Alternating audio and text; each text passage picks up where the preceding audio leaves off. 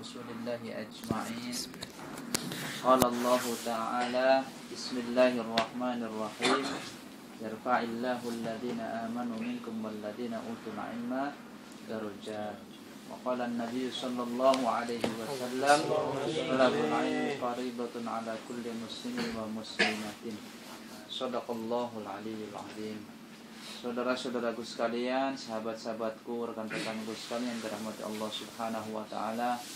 Alhamdulillah, kita ucapkan segala puji bagi Allah Subhanahu wa taala yang telah mengaruniakan nikmat iman kepada kita semua sehingga kita masih terdorong untuk mau mengkaji, belajar, memperbaiki diri untuk meningkatkan iman, tentunya memperbaiki dalam hal ibadah kepada Allah Subhanahu wa taala. Karena sesungguhnya satu hal yang kelak akan menemani kita di alam kubur bahkan sampai di hari kiamat nanti adalah amal kebajikan kita yang kita kumpulkan setiap hari. Dalam salah satu kitab yang sungguh sangat takjub aku membacanya, ketika itu hari yang kita lewati itu berbicara sebenarnya. Jadi hari ini hari apa ini? Hari Jumat. Allah ciptakan ya.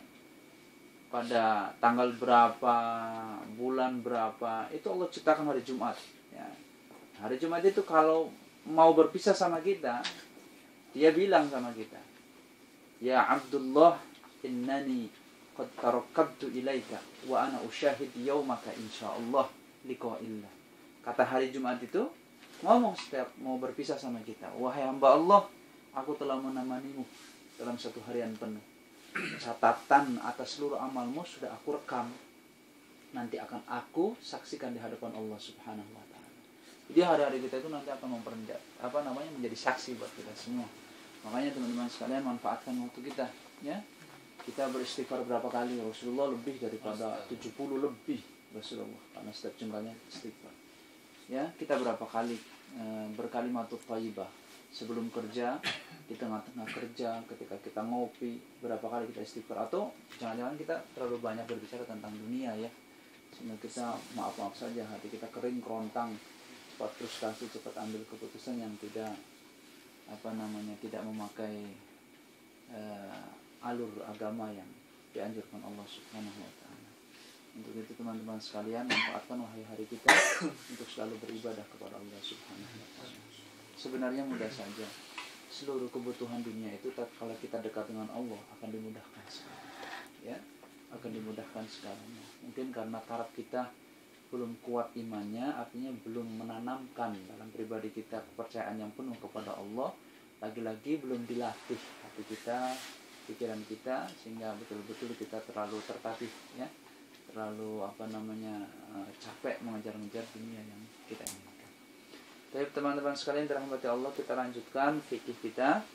Pada minggu yang sebelumnya telah kita bahas bahwa rukun sholat itu ada berapa? Sama niyata asyrota. Sama niyata asyrota itu berapa? 18. Sama niyat 8 asyra 10 18. Namanya rukun, jikalau ketinggalan maka sholatnya tidak sah. Jikalau lupa dia wajib sujud. Itu perhatikan ya, kalau ketinggalan tidak sah, sengaja ditinggalin saking buru-burunya, tahiyat awalnya enggak dilaksanakan, tidak sah ya. Saking buru-burunya rukuknya enggak dilaksanakan, langsung sujud, ya enggak sah. Tapi kalau lupa dia wajib sujud. Kita ketahui rukun yang pertama adalah an-niyat ya. Sudah tahu kita niat, jelas segala sesuatu yang harus disesuaikan dengan niat. Apa saja teman-teman sekalian, ada dalam salah satu hadisnya baginda Rasul pernah bersabda bahwa innallaha yahfazuhu bihil 'abdu ala qadri niyati, bahwa sesungguhnya Allah Subhanahu wa taala akan selalu menaungi atas diri seorang hamba atas kadar niatnya. Niatnya untuk apa? Allah akan menaunginya. Jikalau dia niatnya tidak baik, ya Allah jauh ya, seperti itu. Jikalau niatnya baik, Allah akan merahmatinya. Dan terus tinta atau pena yang bergerak adalah penanya malaikat raqib ya. Walaupun nanti di tengah amalannya ada hal-hal yang tidak diinginkan ya, tetap saja semua tercatat menjadi sebuah kebajikan yang sempurna. Begitupun di dalam sholat. Nah, kalau di dalam sholat ini, kalau menurut Imam Al-Ghazali mengatakan la budda alaihi qasdu ala ahadil umur. Kata Imam Ghazali, niat di dalam sholat ini mesti diperhatikan 3 hal. Ya. Ahaduha qasdu fi'li sholat. Yang jelas, ketika kita hendak melaksanakan sholat, tentunya kita terbesit dalam hati bahwa saya mau melaksanakan sholat. Ya, sudah jelas itu. Ya. Wa summa as-sani ta'yini sholati ma'ati. Seyogianya niat itu harus dijelaskan sholatnya sholat apa. Ya, jangan kemudian kita sholat asar, tahunnya jujuk-jujuk, niatnya sholat zuhur. Nah, tidak sah. Nah, makanya harus diperhatikan itu. Ya. Wasalisu, kata Imam Ghazali, ayyanwiyal faridata, ayyanwiya an-nafilata, ayyanwiya al-masnunata. Seyogianya niat itu juga harus diperjelas. Sholatnya sholat apa nih? Sholat fardu, sunnah, apa nafilah, biasa saja. Harus jelas ya.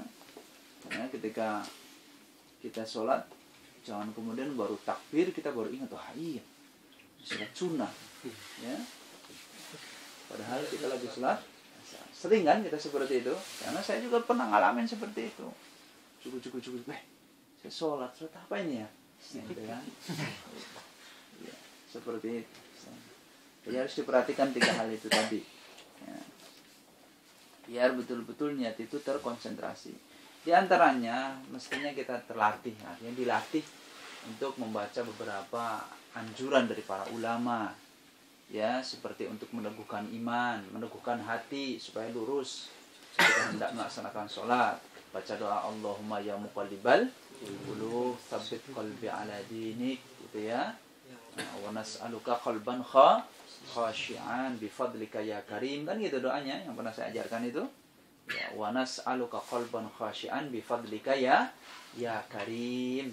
Dan saya memohon hati yang khusyuk dengan karunia dan keutamaanmu ya Allah, wahai Zat yang maha mulia.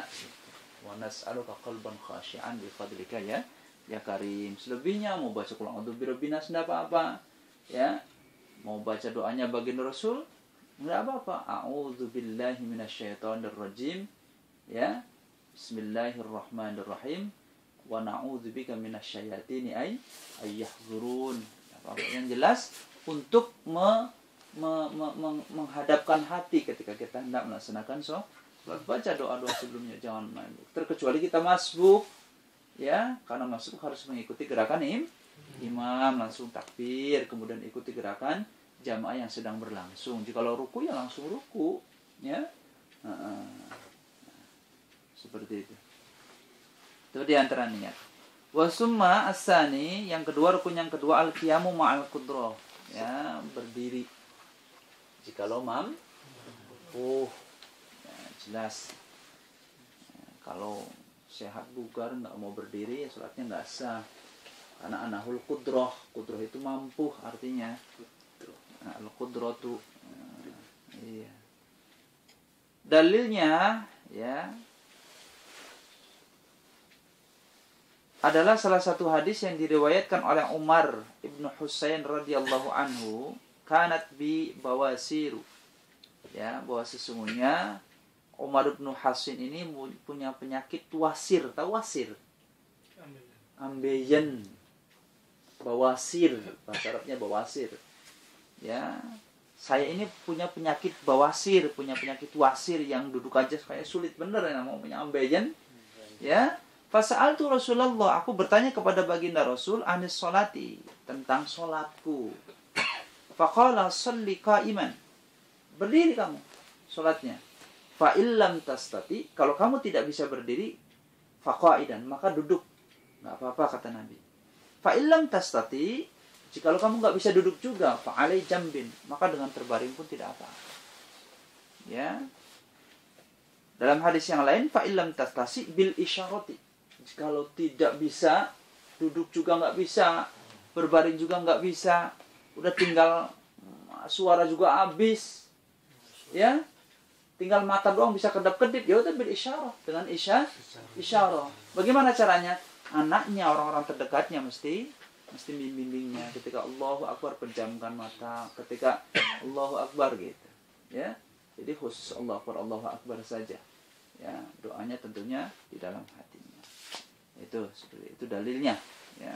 Maka para ulama menggariskan 18 rukun ini bukan sembarang, karena diikhtisarkan atau diistinbatkan dari beberapa hadis baginda Rasulullah. Langsung. Wasumma takbiratul ihram. Yang ketiga apa? Takbiratul ihram adalah dalil dari salah satu hadis baginda Rasul yang diriwayatkan oleh Abu Dawud dan Imam At-Tirmidzi bi isnadin sahih, dengan sanad yang sahih. Qala an-nabiy sallallahu alaihi wasallam, miftahus salati al-wudu, kuncinya salat adalah wudu. Ya, jadi kalau wudunya enggak beres, jangan harap salatnya khusyuk.